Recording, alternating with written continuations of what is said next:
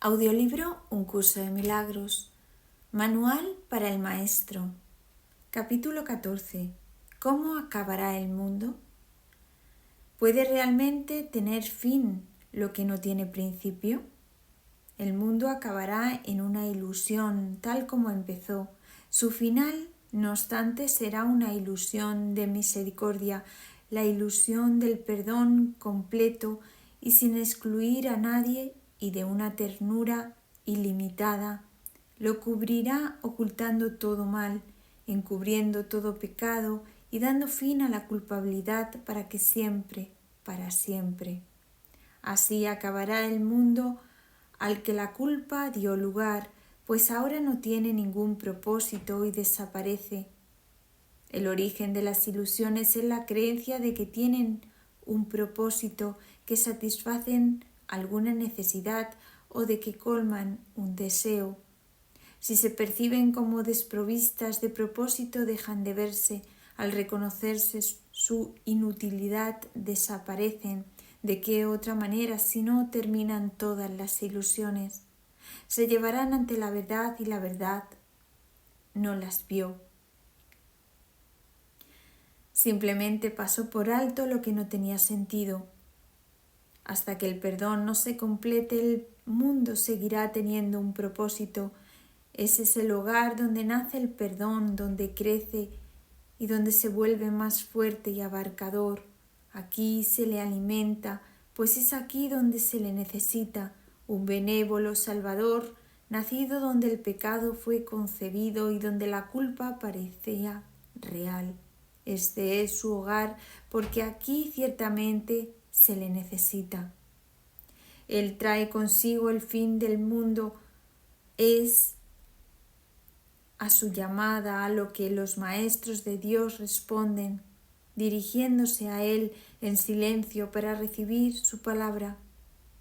El mundo acabará cuando todas las cosas que hay en Él hayan sido correctamente juzgadas mediante su juicio.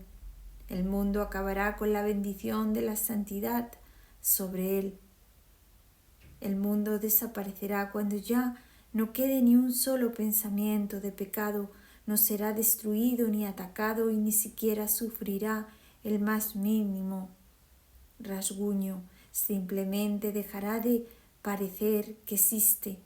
Ciertamente parece que esto se encuentra muy pero que muy lejos. Cuando ya no quede ni un solo pensamiento de pecado, parece ser, en efecto, un objetivo a largo plazo. Pero el tiempo se detiene y sirve al objetivo de los maestros de Dios. En el instante en que cualquiera de ellos acepte la expiación para sí mismo, no quedará ni un solo pensamiento de pecado.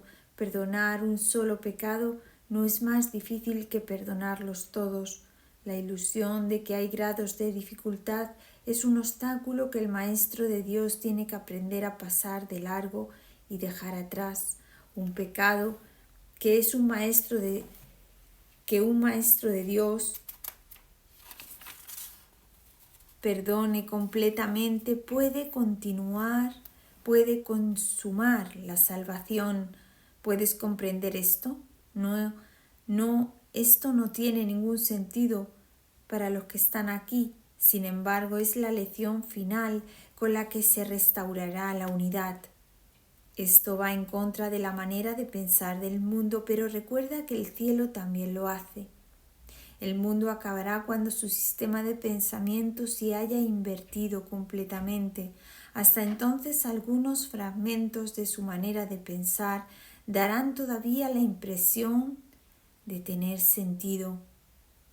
La lección final que trae consigo el fin del mundo no puede ser captada por aquellos que aún no están preparados para abandonar el mundo e ir más allá de su limitado alcance. ¿Cuál es entonces la función del Maestro de Dios con respecto a esta lección final? Simplemente tienes que aprender cómo encararla y estar dispuesto a encaminarse en esa dirección.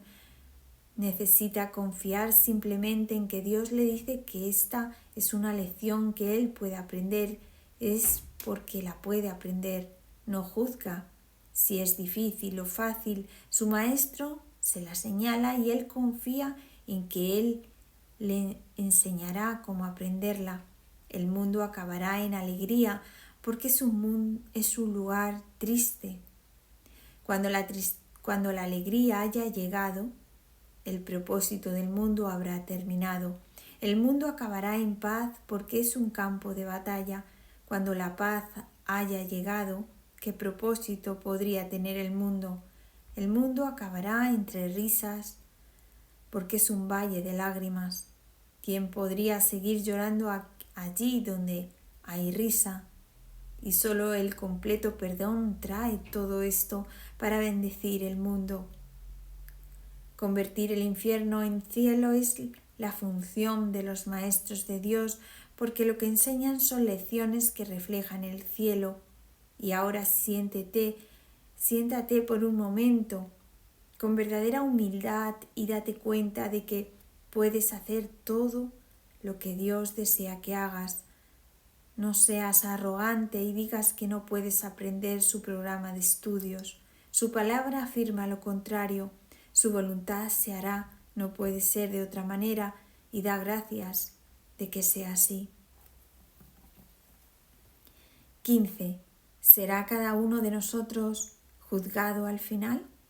Por supuesto que sí. Nadie puede escaparse del juicio final de Dios, quien podría huir para siempre de la verdad. Mas el juicio final no tendrá lugar hasta que ya no se le tenga miedo. Algún día cada cual le dará la bienvenida y ese mismo día se le concederá. Oirá su inocencia siendo proclamada por todos los rincones del mundo y éste quedará liberado al aceptar el juicio final de Dios sobre él. Este es el juicio sobre el que descansa la salvación. Este es el juicio que lo liberará. Este es el juicio mediante el cual todas las cosas serán liberadas junto con él. El tiempo se detiene a medida que la eternidad se aproxima y el silencio envuelve al mundo para que todos puedan oír este juicio acerca del Hijo de Dios.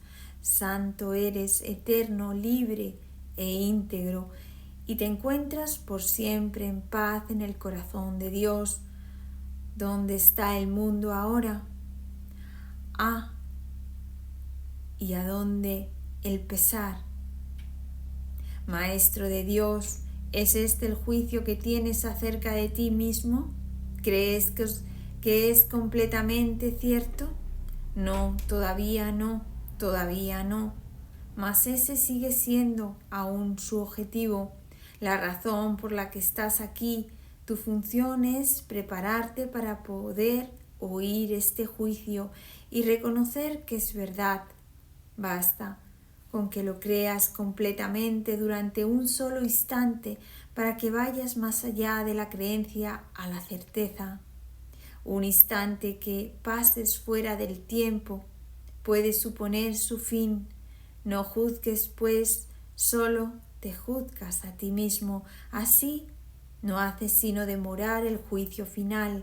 Maestro de Dios, ¿cuál es tu juicio acerca del mundo? ¿Has aprendido ya a hacerte a un lado y a oír la voz del juicio dentro de ti? ¿O todavía intentas usurpar su función? Aprende a quietarte, porque su voz se oye en la quietud y su juicio les llega a todos los que se hacen a un lado y escuchando apaciblemente lo esperan.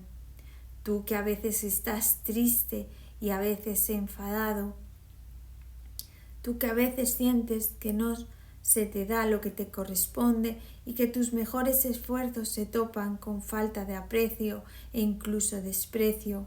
Abandona esos pensamientos tan necios, son demasiado nimios e insignificantes como para que sigas ocupando tu santa mente. Ni un solo instante más. El juicio de Dios te espera para liberarte, que puede ofrecerte el mundo, independientemente de cómo juzgues sus regalos que tú prefirieses tener. Serás juzgado con equidad y honestidad. Dios no conoce el engaño. Sus promesas son seguras, recuerda solo eso. Sus promesas garantizan su juicio y solo éste será aceptado al final. Tu función es hacer que este final llegue cuanto antes. Tu función es conservar su juicio en tu corazón y ofrecérselo a todo el mundo para así mantenerlo a salvo. 16. ¿Cómo debe pasar el día el Maestro de Dios? Para un Maestro de Dios avanzado esta pregunta es irrelevante. No tiene un programa fijo, pues las lecciones cambian de día a día. Pero el Maestro de Dios está seguro de una sola cosa: las lecciones no cambian al azar. Al darse cuenta de esto y entender que es verdad, el Maestro descansa felizmente. Se le dirá cuál ha de ser su papel hoy, mañana y siempre, y aquellos que compartan ese papel con él lo encontrarán, de manera que puedan aprender juntos las lecciones de ese día. Nadie de quien él tenga necesidad estará ausente. No se le enviará a nadie que no tenga un objetivo de aprendizaje ya establecido y que se pueda aprender ese mismo día. Para el Maestro de Dios avanzado esta pregunta es, por consiguiente, superflua. Ya fue planteada y contestada y él se mantiene en continuo contacto con la respuesta. Ya está listo y ve desplegarse ante él seguro y libre de obstáculos el camino que tiene que recorrer. Pero ¿qué ocurre con aquellos que todavía no han alcanzado la certeza que él posee? Esos aún no están listos para una falta de estructura así.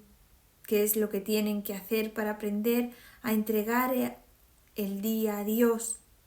Hay algunas reglas generales a seguir, aunque cada cual debe usarlas a su manera como mejor pueda.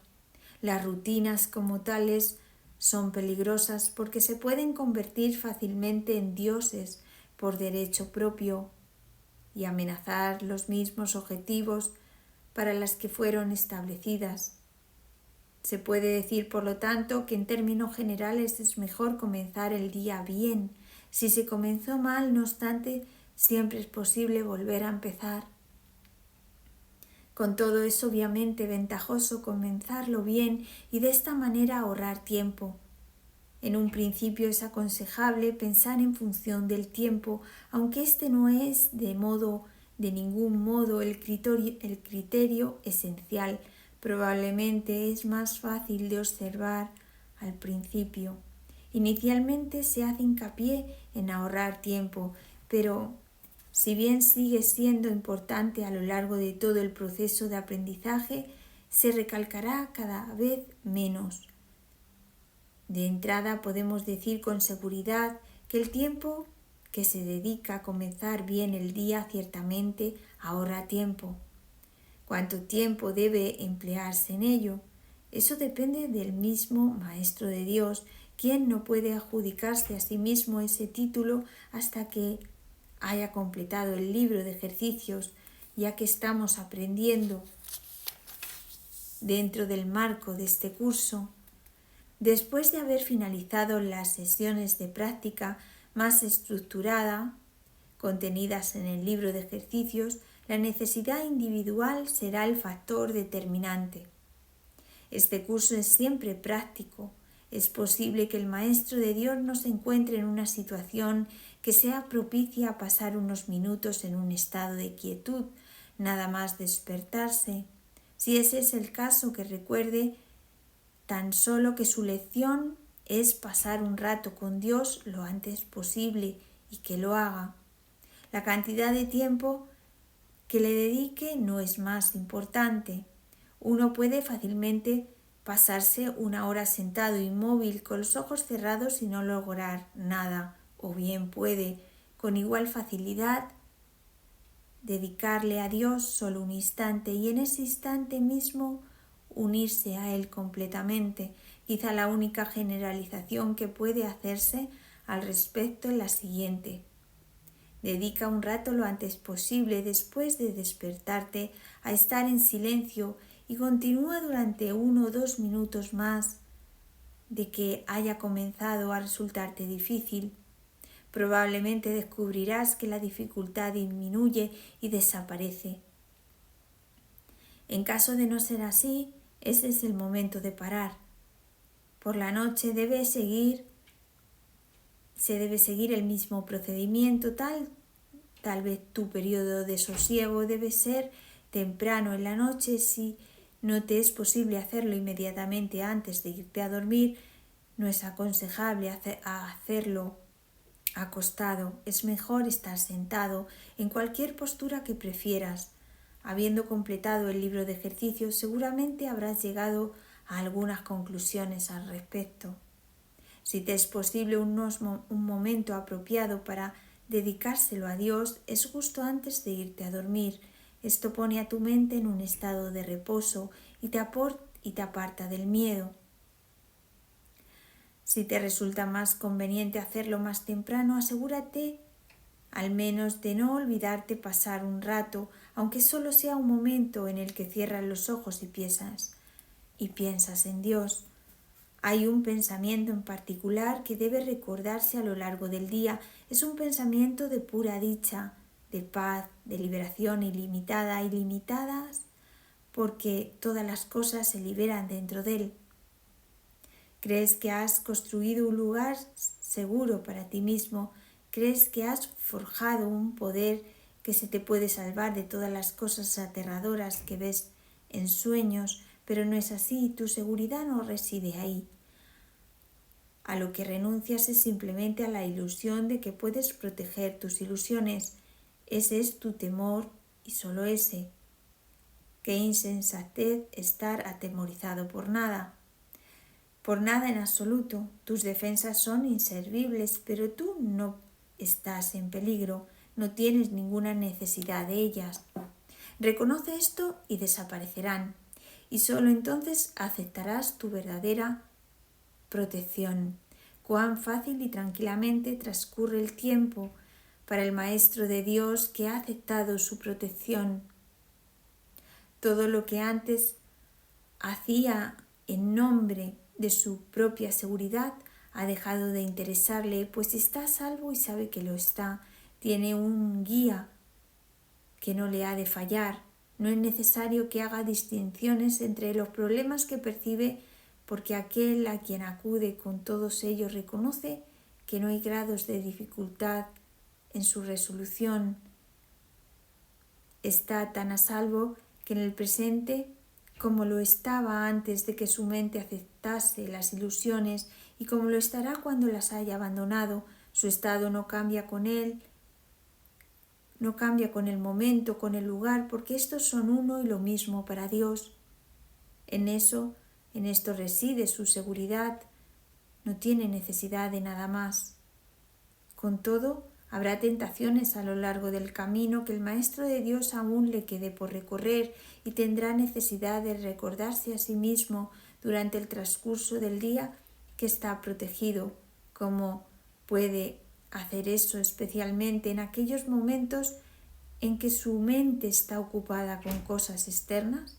Lo único que puede hacer es intentarlo y su éxito dependerá de la convicción que tenga de que va a triunfar. Deberá tener absoluta certeza de que su éxito no procede de él, pero que se le dará en cualquier momento, lugar o circunstancia que lo pida. Habrá ocasiones en que su certeza flaqueará y en el momento en que esto ocurra el Maestro de Dios volverá a tratar como antes de depender únicamente de sí mismo. No olvides que eso es magia y la magia es un pobre sustituto de la verdadera ayuda. No es lo suficientemente buena para el Maestro de Dios porque no es lo suficientemente buena para el Hijo de Dios. Evitar la magia es evitar la tentación, pues toda tentación no es más que el intento de sustituir la voluntad de Dios por otra. Estos intentos pueden parecer ciertamente aterradores, pero son simplemente patéticos. No pueden tener efectos, ya sean buenos o malos, sanadores o destructivos, tranquilizadores o terroríficos, gratificantes o que exijan sacrificio. Cuando el Maestro de Dios reconozca que la magia simplemente no es nada, habrá alcanzado el estado más avanzado. Todas las lecciones intermedias no hacen sino conducirle ahí y facilitar el que este objetivo esté más cerca de reconocerse, pues cualquier tipo de magia, sea cual sea su forma, es simplemente impotente. Su impotencia explica por qué es tan fácil escaparse de ella. Es imposible que lo que no tiene efectos pueda atemorizar. No hay nada que pueda sustituir la voluntad de Dios. Dicho llanamente, a este hecho es al que el Maestro de Dios dedica su día.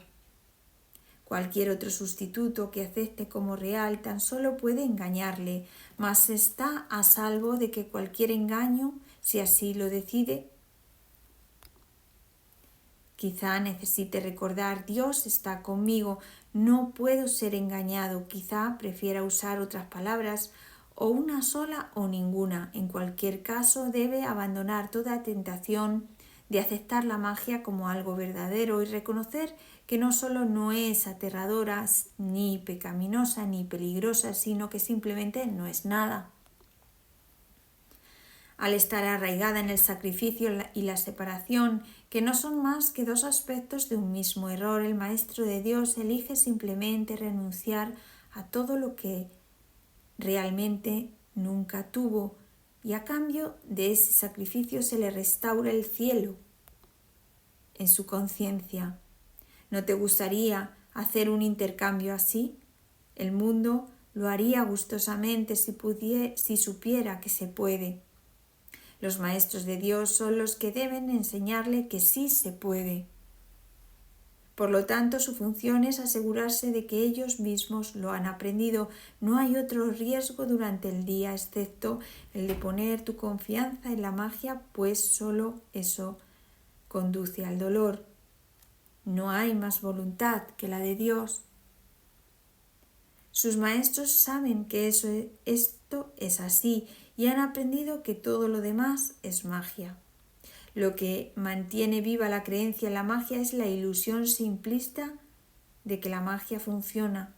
Los maestros de Dios deben aprender a detectar las diversas formas de magia a lo largo de todo su entrenamiento. Cada día y cada hora, e incluso cada minuto y cada segundo, y a percibir el hecho de que no tienen sentido. Cuando se las deja de temer, desaparecen, y así se vuelven a abrir las puertas del cielo y su luz puede volver a irradiar sobre la mente que se encuentra en paz.